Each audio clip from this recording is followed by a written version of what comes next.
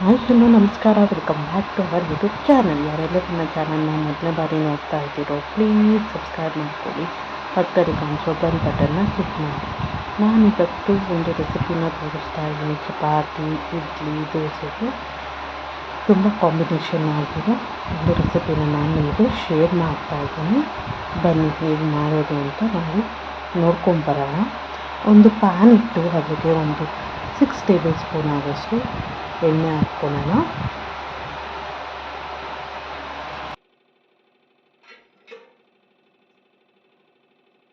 ಎಣ್ಣೆ ಬಾಯ್ಲ್ ಆದಮೇಲೆ ಒಂದು 5ರಿಂದ 6 ಟೊಮೆಟೊನ ಕಟ್ ಮಾಡಿ ಹಾಕ್ಕೊತಾ ಇದ್ದೀನಿ. ಮತ್ತು ಧನಿಯಾ 1 ಸ್ಪೂನ್, ಜೀರಿಗೆ 1 ಸ್ಪೂನ್, ಖಾರಕ್ಕೆ ಎಷ್ಟು ಬೇಕೋ ಅಷ್ಟು ಒಣಗಿದ ಮೆಣಸಿನ್ಕಾಯಿ, ನೀವು ಹಸಿಮೆಣಸಿನ್ಕಾಯಿ ಸಹ ಆ್ಯಡ್ ಮಾಡ್ಬೋದು.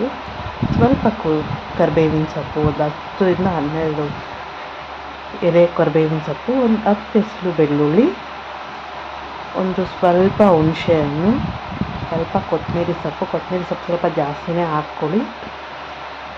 ರುಚಿಗೆ ತಕ್ಕಷ್ಟು ಉಪ್ಪು ಹಾಕ್ಕೊಂಡು ಅದನ್ನು ನೀಟಾಗಿ ಚೆನ್ನಾಗಿ ಬಾಯ್ಲ್ ಆಗೋವರೆಗೂ ಬಾಯ್ಲ್ ಮಾಡ್ಕೊಳ್ಳೋಣ. ಅದು ಸ್ಮ್ಯಾಶ್ ಆಗೋವರೆಗೂ ಬಾಯ್ಲ್ ಮಾಡ್ಕೊಳ್ಳೋಣ. ಆದಷ್ಟು ನಾವು ಅದಕ್ಕೆ ನೀರೆಲ್ಲ ಏನು ಆ್ಯಡ್ ಮಾಡೋಂಗಿಲ್ಲ, ಯಾಕೆ ಅಂದರೆ ಟೊಮೆಟೊ ಅಲ್ಲೇ ನೀರು ಬಿಟ್ಕೊಳುತ್ತೆ. ಅದಕ್ಕೋಸ್ಕರ ನಾವೇನು ನೀರನ್ನ ಆ್ಯಡ್ ಮಾಡೋದಿಲ್ಲ.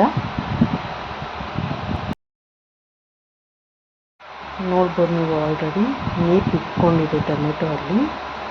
ಇದು ಚೆನ್ನಾಗಿ ಸ್ಮ್ಯಾಶ್ ಆಗೋವರೆಗೂ ನಾವು ಹಾಗೆ ಬೇಯಿಸ್ಕೊಳ್ಳೋಣ. ಚೆನ್ನಾಗಿ ಬಾಯ್ಲ್ ಆದಮೇಲೆ ಅದನ್ನು ಆರಿಸಿ ನಾವು ಜಾರ್ಗೆ ಹಾಕೋಣ. ಸ್ವಲ್ಪ ತರಿಯಾಗೇ ಇರಬೇಕು, ನೋಡ್ಬೋದು ಈ ಥರ ಇರಬೇಕು. ತರಿಯಾಗಿದ್ದರೆ ಚೆನ್ನಾಗಿರುತ್ತೆ. ಇನ್ನು ಸ್ವಲ್ಪ ಪ್ಯಾನು ಇಟ್ಕೊಂಡು ಅದಕ್ಕೆ ಎಣ್ಣೆ ಸ್ವಲ್ಪ ಒಂದು 4 ಟೇಬಲ್ ಸ್ಪೂನ್ ಆಗೋಷ್ಟು ಎಣ್ಣೆ ಹಾಕ್ಕೊಳ್ಳಿ.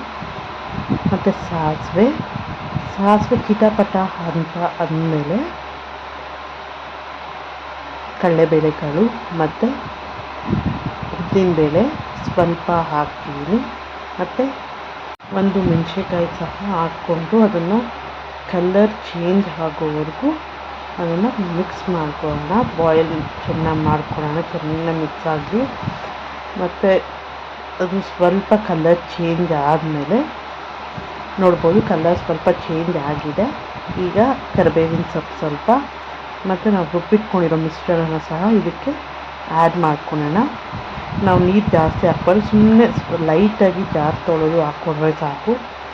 ಈ ರೆಸಿಪಿನ ಟ್ರೈ ಮಾಡಿ ಮನೇಲಿ ಹೇಗಿತ್ತು ಅಂತ ನನಗೆ ಕಮೆಂಟ್ ಬಾಕ್ಸಲ್ಲಿ ತಿಳಿಸಿ. ಮತ್ತು ಈ ರೆಸಿಪಿ ನಿಮಗೆ ಇಷ್ಟ ಆಗಿದೆ ಅಂತ ನಾನು ಭಾವಿಸ್ತಾ ಇದ್ದೀನಿ. See you on next video. Bye.